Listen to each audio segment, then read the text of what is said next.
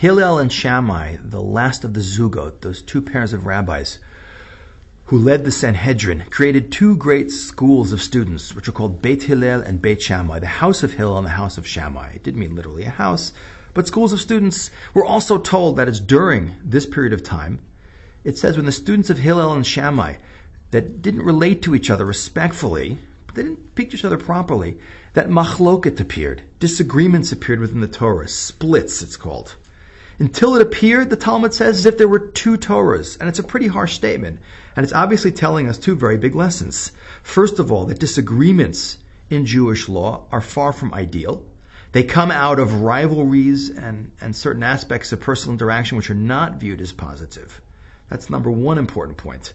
Number 2 point is it's telling us a very important lesson about how, on a personal level, when we're interacting with our fellow human beings, we have to learn to listen and to respect the person that we're listening to.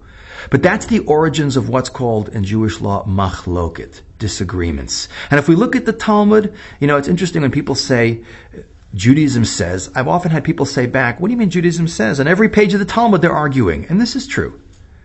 But we have to appreciate that although there's lots of disagreement, number one, the disagreement is for the sake of truth. It's two different scholars arguing to find out what the actual truth is. And often they argue over points that are so seemingly small and have no practical application, we wonder why are they bothering. But when we appreciate that the argument is to get to the bottom of what is truth and principle, and even if it has no practical application, it's still something that's extremely important to know, then we understand why they're arguing over those things. Even though we see the arguments are not ideal. Ideally, we should have perfect clarity, and we shouldn't have disagreements.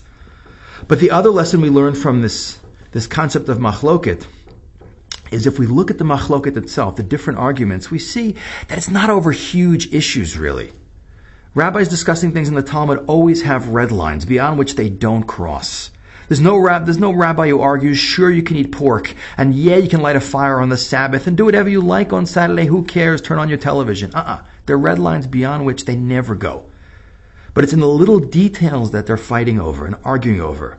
And as much as it can be very frustrating to get to the bottom of those, and why can't they agree, we understand that really, it's not that the devil's in the detail, but it's the truth is in the detail. The principles are what's important, and that's what we're always trying to get to. But the biggest lesson is, of course, to learn to listen to our fellow human being, to respect what they say, and most importantly of all, to want to know truth. As it's been said many times over, that people of good intention will reason together and hopefully come to a common conclusion.